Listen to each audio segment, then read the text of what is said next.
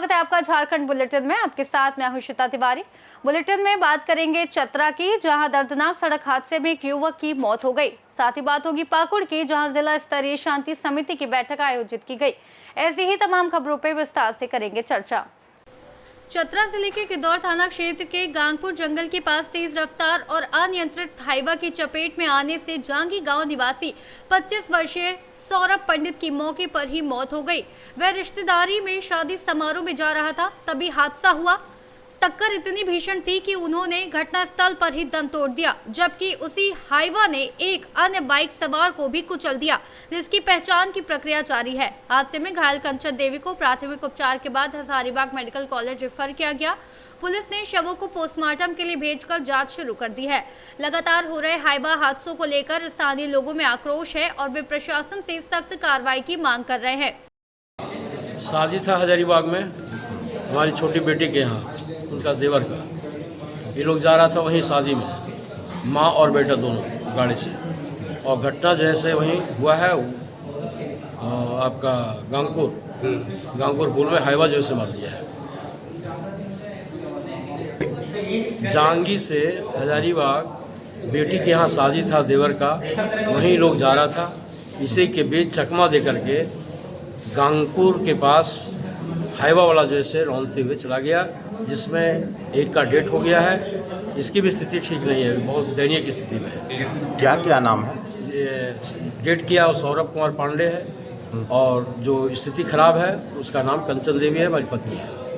आपका नाम क्या हुआ? मेरा नाम सच्चिदानंद पांडे हुआ। घर जांगी हुआ, जांगी से ही लोग जा रहा था और तुरंत घर से निकला है और तुरंत की घटना है।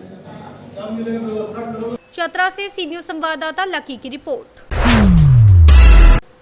बरकट्टा प्रखंड क्षेत्र के देवस्थल सूर्य कुंड में शिवगुरु भक्तों द्वारा विशाल शिवगुरु महोत्सव का आयोजन किया गया, जिसमें कोलकाता से आए मुख्य अतिथि बरखा आनंद ने हजारों श्रद्धालु को संबोधित करते हुए भगवान शिवगुरु की महिमा पर विस्तार से प्रकाश डाला।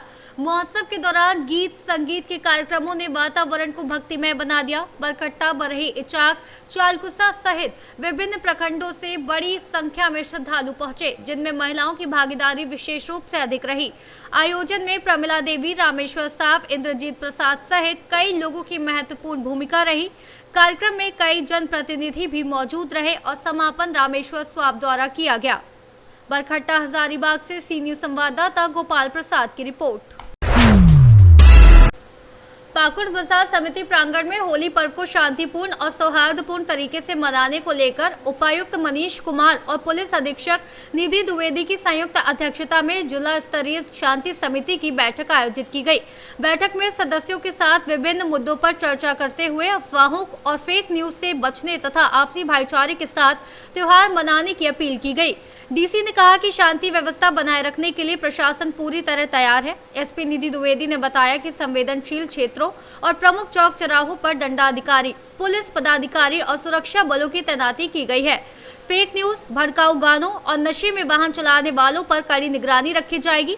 साथ ही लोगों से अपील की गई कि किसी पर जबरदस्ती रंग न डालें और एक दूसरे की भावनाओं का सम्मान करते हुए त्योहार मनाएं।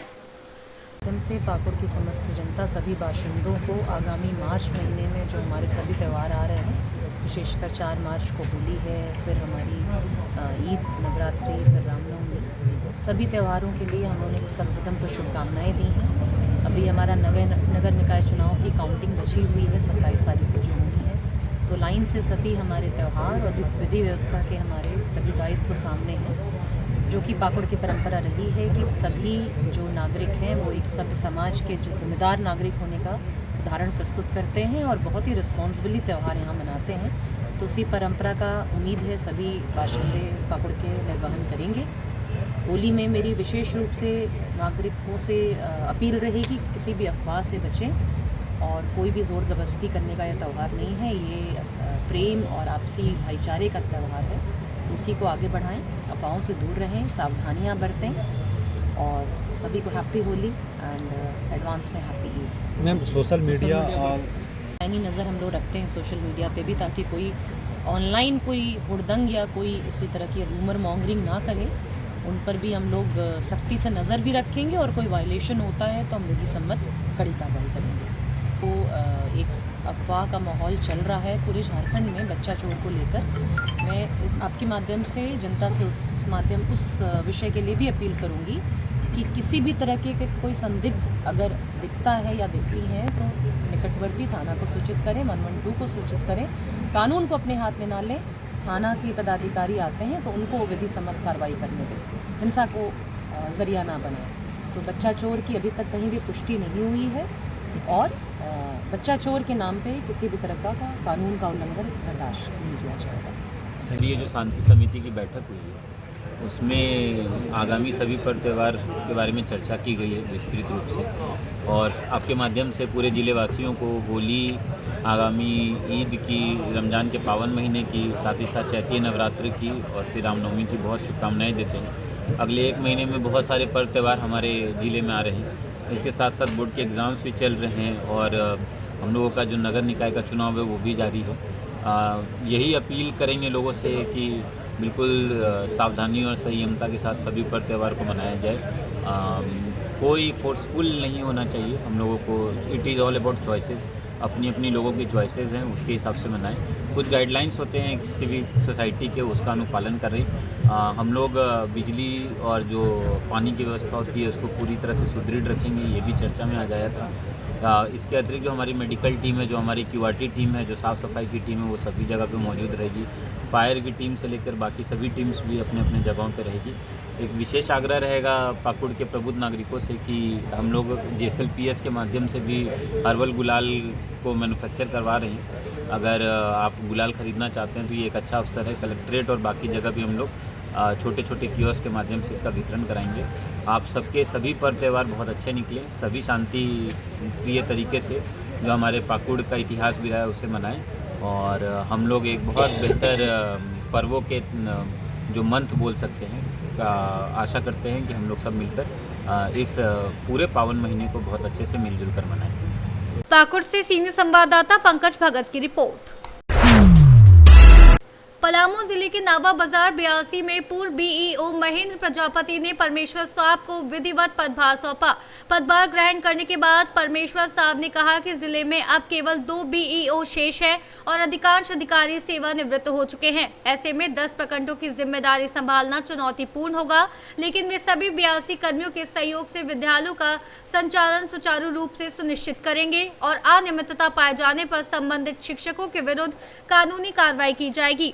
पूर्व BEO महेंद्र प्रजापति ने भावुक होते हुए कहा कि शिक्षक कभी पूरी तरह रिटायर नहीं होते क्योंकि बच्चों से उनका लगाव हमेशा बना रहता है। कार्यक्रम में पांडु प्रखंड के accountant Ajay Singh, MDM operator Chintamani Vishwakarma, BPO Ajay Kumar, Ravi सहित अन्य लोग उपस्थित रहे। आपको सी न्यूज़ चैनल बहुत बहुत धन्यवाद सर। आज जो विदाई के साथ साथ आज नावा बाजार में पहली बार आए हैं सर, पदभार ग्रहण दिए हैं सर, कैसे महसूस कर रहे हैं? कैसा महसूस हो रहा है सर? आज पदभार सौंप रहे हैं, सौंप रहे हैं तो कैसा महसूस लग रहा है? पदभार सौंपते हुए मुझे बहुत ही गौरवान्वित महसूस हो रहा है और मैं अपनी सेवा काल में इस काजल की कोठी से बेदाग निकलने का यही सबसे मेरी बड़ी उपलब्धि है। और मैं इसके पहले 7 प्रखंडों का प्रखंड शिक्षा प्रसार पदाधिकारी के रूप में कार्य था। पोस्टिंग ब्लॉक मेरा विश्रामपुर दक्षिण था। इसके अलावा 6 अन्य प्रखंड जैसे नावा बाजार, पांडु, उटारी, हैदरगंज, मोहम्मदगंज, लेस्लीगंज इत्यादि है। Thank you sir. C news channel बहुत बहुत धन्यवाद सर। आज नावा बाजार 82 में सर आपने एक बहुत बड़ा दायित्व दिया सर, पदभार ग्रहण कीजिए सर। यहाँ का BO का अभाव है सर, कैसे काम कीजिएगा इस क्षेत्र में सर? दरअसल अभी पूरी राज्य की स्थिति यही है कि BOs की काफ़ी कमी हो गई है। लंबे समय से BO की नियुक्ति नहीं होने के कारण एक BO पर कई प्रखंड के प्रभार हैं। फिर भी हम लोग समन्वय बना करके इसको कोशिश करेंगे कि ज़्यादा से ज़्यादा बेहतर ढंग से काम हो। हर ब्लॉक में हमारी BPO या BPM हैं, तो BPO या BPM के माध्यम से मैं अपनी ओर से पूरी कोशिश करूंगा कि शिक्षा विभाग में हद तक बेहतर स्थिति पैदा करें। सर आपके क्षेत्र में कितने प्रखंड आते हैं सर? मेरे पास अभी 10 प्रखंड का प्रभार हो गया। पहले से 6 प्रखंड था और उसमें से 1 प्रखंड हुसैनाबाद को हटाते हुए 5 नए प्रखंड दिए गए हैं। इस प्रकार कुल 10 प्रखंड अभी। नए प्रखंड कौन कौन सर? नए प्रखंड विश्रामपुर, नावा बाजार, उटारी रोड पांडु और एक लेशलीगंज।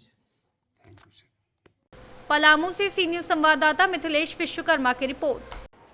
फिलहाल के लिए बुलेटिन में बस इतना ही। देश और दुनिया की तमाम बड़ी खबरों को जानने के लिए देखते रहिए सी न्यूज भारत।